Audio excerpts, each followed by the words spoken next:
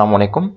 आज हम माइक्रोबायोलॉजी के जो इंट्रोडक्टरी पार्ट हैं, मतलब जिसमें हम टर्मिनोलॉजी पढ़ेंगे, डिफरेंट टाइप ऑफ टर्मिनोलॉजीज जो हमारे साथ यूज़ होते हैं इन दी सब्जेक्ट ऑफ माइक्रोबायोलॉजी, उसके बारे में आज हम डिटेल के साथ पढ़ेंगे कि कौन कौन से ऐसे टर्मिनोलॉजीज हैं जो कि माइक्रोबायोलॉजी में हमारे सामने बार बार आएंगे।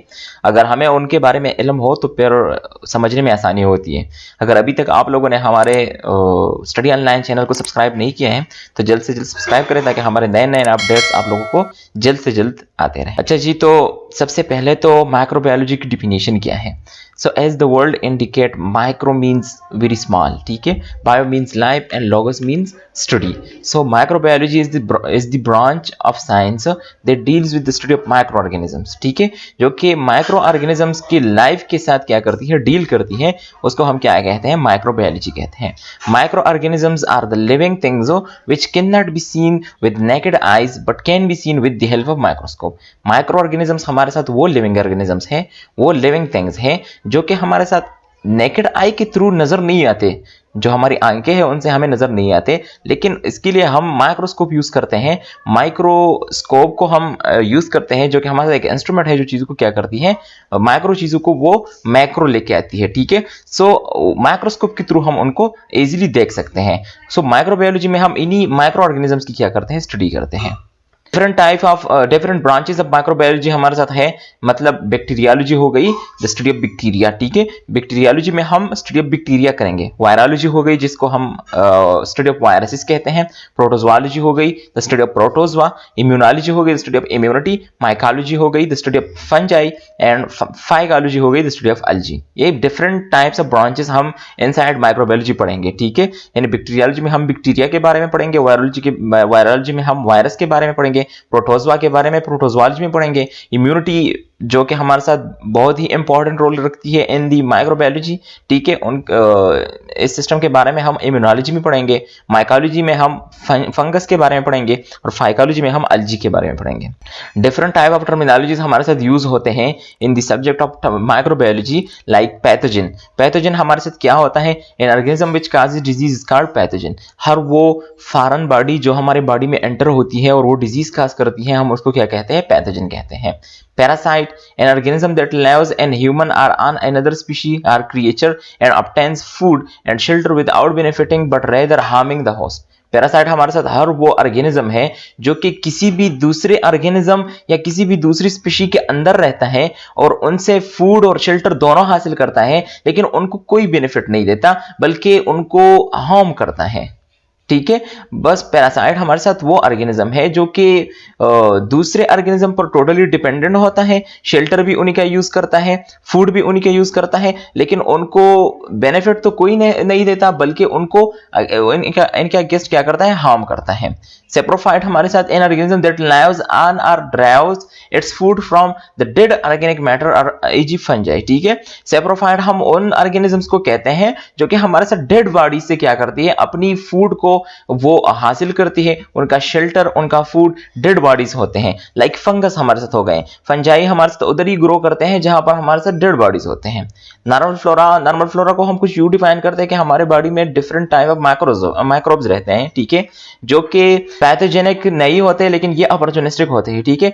वो बहुत सारे हमारे बॉडी को एट अ टाइम बहुत सारे बेनिफिट्स देते हैं, लाइक विटामिन्स की जो प्रोडक्शन है उनमें हेल्प कराती है। बहुत सारी ऐसी जगहों पर ये हमारे साथ हेल्पफुल होती है, ठीक है।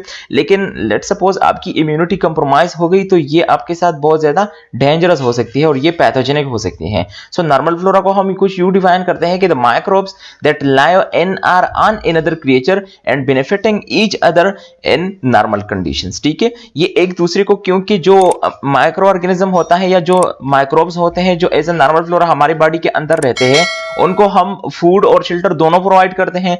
ये जो नॉर्मल फ्लोरा होती है ये तो कभी कभार हमें कोई फायदा भी नहीं पहुंचाती, लेकिन कभी कभार ये विटामिन्स की प्रोडक्शन में हेल्प कराती है, कभी क्या ऐसे different types of benefiting actions हमारे बॉडी में क्या करते हैं, परफॉर्म करती हैं। सो ये हमारे लिए नुकसानदेह नहीं है नॉर्मल कंडीशंस में, लेकिन ये मैंने आप लोगों को पहले ही भी बताया कि ये हमारे साथ पैथोजेनिक नहीं है, लेकिन ये अपॉर्चुनिस्टिक है। अगर लेट सपोज आपकी इम्यूनिटी कंप्रोमाइज हो गई या आप में कोई ऐसी डिजीज आ गई जो आपकी इम्यूनिटी को कंप्रोमाइज बना रही है, तो ये नॉर्मल फ्लोरा फिर आपके साथ पैथोजेनिक हो सकती है और ये आपके बॉडी को बेनिफिटिंग बिहेवियर के लिहाज से ये आपको फिर हार्मफुल इफेक्ट्स की तरफ लेके जा सकती है। वेक्टर हम किससे कहते हैं? Vector an animal usually an arthropod such as insect or tick that transfer a pathogen to a person. हम वेक्टर हर वो ऑर्गेनिज्म को या हर वो ट्रांसफरिंग उसको कहते हैं कि जो हमारे साथ क्या करते हैं, यूजुअली हम आर्थ्रोपोड के लेते हैं, ठीक है, जो कि मतलब आपके साथ क्या करते हैं, डिजीज को ट्रांसफर करते हैं, ठीक है, पैथोजन को ट्रांसफर करते हैं, तो हम उनको क्या कहते हैं? वेक्टर कहते हैं। इनमें हमारे साथ मैकेनिकल वेक्टर्स भी हो सकते हैं और बायोलॉजिकल वेक्टर्स भी हो सकते हैं, ठीक है। जो मैकेनिकल वेक्टर्स और बायोलॉजिकल वेक्टर में हमारे साथ ये डिफरेंस हो गया कि आपके साथ सपोज एक इंस्ट्रूमेंट आपको कोई डिजीज ट्रांसफर कर रही है, सो वो आपके साथ लिविंग थिंग नहीं है, तो हम उनको क्या कहते हैं? मैकेनिकल वेक्टर कहते हैं। बायोलॉजिकल वेक्टर में आपके साथ आर्थ्रोपोड्स हो गए। आर्थ्रोपोड्स जो कि आपके साथ एक लिविंग थिंग है, वो आके किसी भी ऐसी पैथोजेनिक एनवायरनमेंट में बैठ जाती है और वो पैथोजन को उठा के वो आप में ट्रांसफर कर देती है, सो हम उनको क्या कहते हैं? बायोलॉजिकल वेक्टर कहते हैं, ठीक है। सो लाइफ और नॉन लिविंग बिहेवियर के लिहाज से हमने इनको मैकेनिकल और बायोलॉजिकल वेक्टर में डिवाइड किया है। कैरियर हम किसे कहते हैं? Carrier, a carrier is an infected person or animal who does not have apparent clinical disease but is a potential source of infection to others। Carrier हम हर उस पर्सन को या एनिमल को कहते हैं जो कि आपके साथ खुद उनमें वो डिजीज नहीं पाई जाती, लेकिन वो उनमें वो पैथोजन होता है जो कि अगर वो आपको ट्रांसफर कर दे तो वो आपके लिए पोटेंशियली हार्मफुल हो सकता है और आप पे डिजीज काज कर सकता है। लाइक आपके साथ जो प्लाज्मोडियम होता है वो मस्कीटो के अंदर रहता है। मस्कीटो में तो वो डिजीज नहीं काज, मलेरिया काज नहीं करता, लेकिन वो लेट सपोज वो मस्कीटो आपको बाइट करता है और वो प्लाज्मोडियम जो है वो आपके अंदर ट्रांसफर करा देता है, सो आप में मलेरिया काज हो जाती है। सो ये जो हो गया, ये जो आपके साथ ये मस्कीटो हो गया, ये आपके साथ एक कैरियर हो गया कि उनमें खुद तो ये डिजीज आपके साथ ट्रांसफर वो नहीं थी, लेकिन ये प्लाज्मोडियम जब आपके अंदर ट्रांसफर कर दिया इसने, तो आप में वो डिजीज काज हो गई। सो मस्कीटो ने एज ए कैरियर काम किया, खुद डिजीज नहीं थी उसमें क्लिनिकल जो क्लिनिकल साइन एंड सिम्टम्स है वो उसमें नहीं थे, मलेरिया डिजीज उसमें नहीं थी, लेकिन प्लाज्मोडियम जो था वो उसमें था और उसने क्या किया, वो आप में वो डिजीज उसने ट्रांसफर किया। इन्फेक्शन हम किसे कहते हैं? The entry of micro organisms in the body is known as infection. जब माइक्रो ऑर्गेनिज्म की एंट्री होती है बॉडी में, हम उसको क्या कहते हैं? इन्फेक्शन कहते हैं।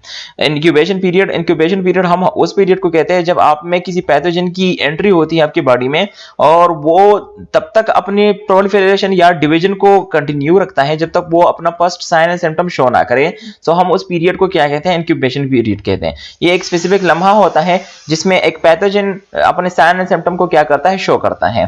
सो इंक्यूबेशन पीरियड को हम कुछ यू डिफाइन करते हैं, लाइक जैसे कि कोविड-19 का जो हमारे साथ इंक्यूबेशन पीरियड था वो हमारे साथ 3 to 14 डेज था। या तो थर्ड डे पे आपके साथ ये साइन एंड सिम्टम शो करा देते थे, या फोर्थ पे, फिफ्थ पे, सिक्स्थ पे, सेवंथ पे, अप टू 14 डेज ये अपने साइन एंड सिम्टम क्या करते थे? शो करा देते थे। Incubation period of microorganism to show sign and symptoms after their entry in a body is known as incubation period. Prodromal period हम फिर किसे कहते हैं? प्रोड्रोमल पीरियड जब आपके साथ इंक्यूबेशन पीरियड स्टार्ट हो जाए और जब क्लिनिकल मैनिफेस्टेशन अपने पीक पर पहुंचे, हम उस पीरियड को क्या कहते हैं? प्रोड्रोमल पीरियड कहते हैं। It is the interval between the onset of symptoms of an infectious disease and the appearance of characteristic manifestations, ठीक है। हम उन सबको क्या कहते हैं? हम इन पीरियड को फिर कहते हैं प्रोड्रोमल पीरियड। प्रोग्नोसिस हम फ्यूचर ऑफ डिजीज को कहते हैं कि डिजीज की प्रेडिक्शन क्या होगी, फ्यूचर क्या होगी, फ्यूचर में ये पेशेंट को कहां से कहां ले जा सकती है। सो हमें हर एक डिजीज की प्रोग्नोसिस मालूम होती है कि ये डिजीज पेशेंट को इस डेथ की तरफ लेके जा सकती है या इनकी रिकवरी के चांसेस कितने हैं, डेथ के चांसेस कितने हैं, हम उनको क्या कहते हैं? हम उनको प्रोग्नोसिस कहते हैं। The prediction of the course of a disease is known as prognosis.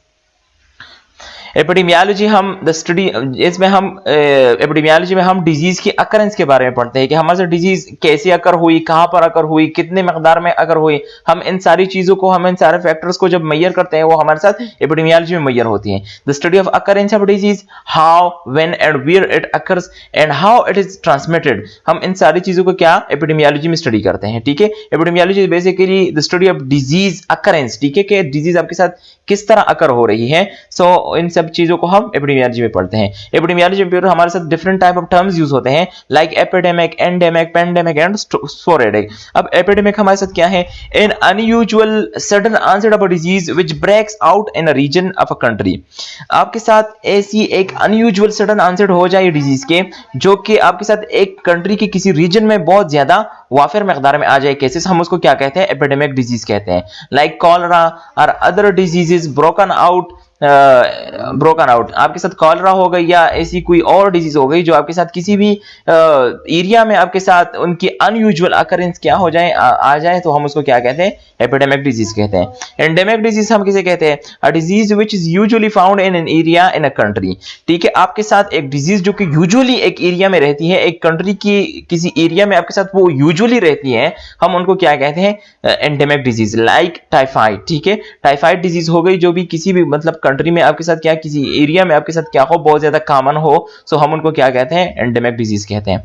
Pandemic disease जैसे कि आपके साथ कोविड-19 था, वो आपके साथ एक पेंडेमिक डिजीज था जो कि वर्ल्ड वाइड उसकी अकरेंस थी। An epidemic disease that occurs world wide. ठीक है, उनकी भी एक इसको हम एपिडेमिक डिजीज इसलिए कहते हैं कि एपिडेमिक डिजीज में आपके साथ अनयूजुअल ऑनसेट, सडन ऑनसेट हो जाता था। इसी तरह आपके साथ पेंडेमिक डिजीज की भी सडन ऑनसेट होती है लेकिन वर्ल्ड वाइड होती है। जैसे कि आपने कोविड-19 के बारे में पढ़ा था कि आपके साथ ये पहले एक एरिया वुहान में प्रेजेंट थी, लेकिन फिर इसकी जो अकरेंस थी वो वर्ल्ड वाइड हो गई, सो हम इसको क्या कहते हैं? पेंडेमिक डिजीज कहते हैं। स्पोरेडिक को हम इंटरवल के लिहाज से डिवाइड करते हैं। आपके साथ सर्दी में कुछ डिजीज आते हैं, कुछ डिजीज आपके साथ गर्मी में आते हैं, कुछ आपके साथ मौसम के लिहाज से जो चेंजेस होते हैं in the occurrence of disease, हम उसको क्या कहते हैं? Sporadic disease. A disease which is found here and there at intervals is called sporadic disease. हम उसको क्या कहते हैं? Like TB disease. ये आपकी सर्दियों में आपके साथ ये निमोनिया, टीबी, ये बहुत ज्यादा कॉमन हो जाते हैं, ठीक, क्योंकि ये आपके साथ चेस्ट के साथ रिलेटेड है। सो चेस्ट में जो माइक्रो ऑर्गेनिज्म ये ग्रो करते हैं, उनके लिए जो फेवरेबल एनवायरनमेंट होता है वो आपके साथ क्या होता है? विंटर सीजन होता है।